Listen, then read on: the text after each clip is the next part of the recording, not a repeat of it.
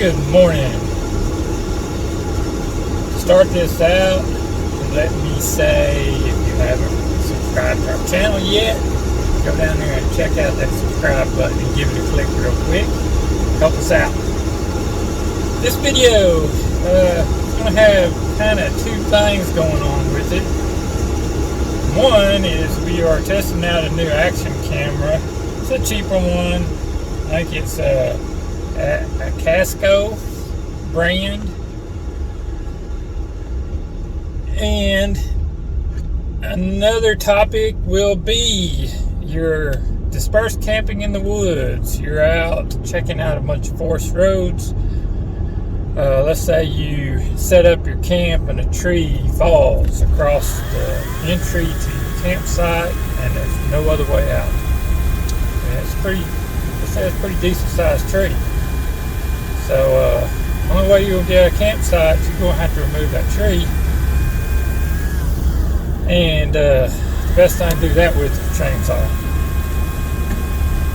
Now it just happens I have a few gas chainsaws, but they are all pretty big. And I really don't want to carry a chainsaw with gasoline in it inside my vehicle, because I don't have a truck no more. So I'm going to Home Depot and I'm going to go look at some battery powered chainsaws. Nothing big, just something small enough that I can keep in the Jeep. And if any circumstance happens that a tree falls across our trail or our campsite, I'll be able to whip that battery powered chainsaw out and at least cut enough of the tree out of the road that we can drive through it.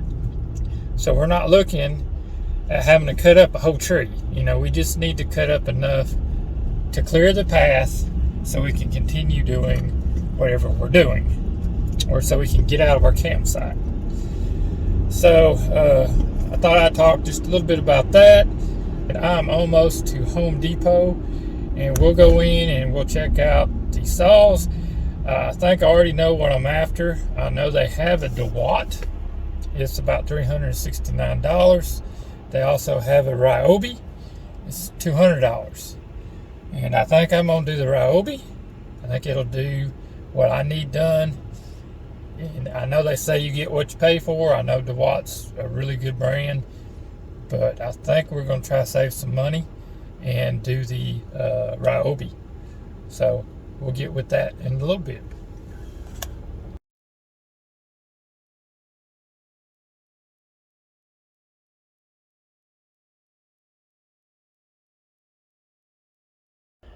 Okay, I've already cut the tape. And I need to get the battery out and get it charging before we can really do much testing with it. First thing I noticed compared to a gas chainsaw is the body of the chainsaw is really long.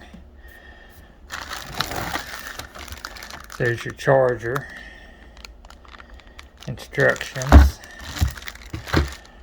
and then the battery will be in this box here.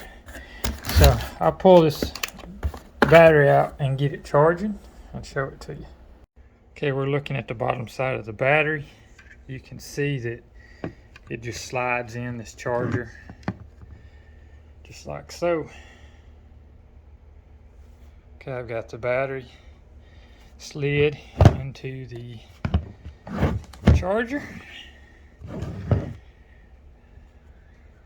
Got the green light flashing, which means it is charging.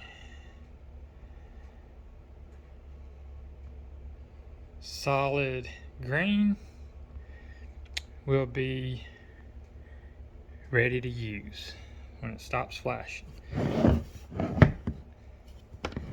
There's also a battery indicator on the end of the battery.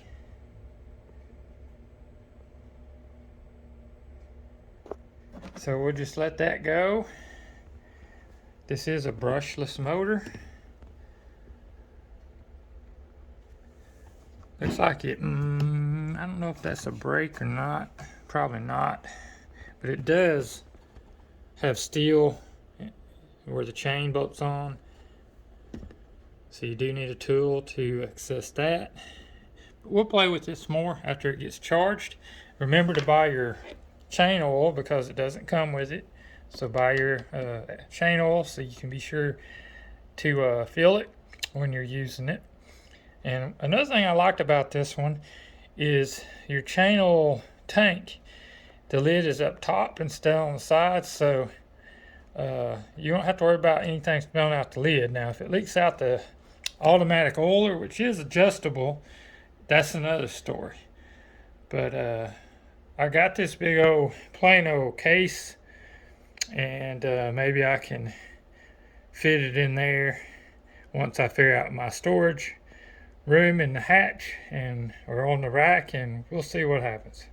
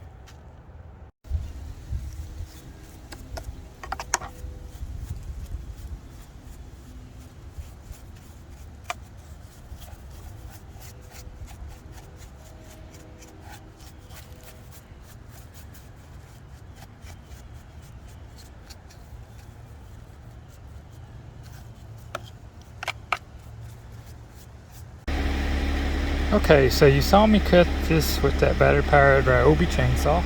Question now is, will I be able to recharge the battery using my port in the Jeep?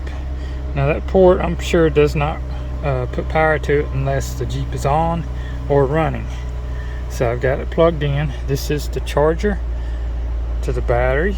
I've got the battery down here. So let me put that in and see what happens. Okay, as you can see, I've got a flashing charge light. The Jeep is running, charging.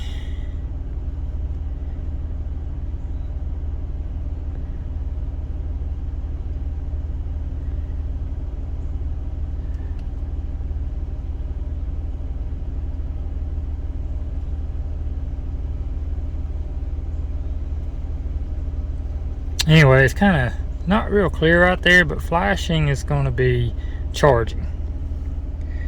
And then when it's solid, it'll be ready to use. So, if you use it and you're going down the road, you can plug into your port in your Jeep and charge it up, recharge it so it's ready for the next time.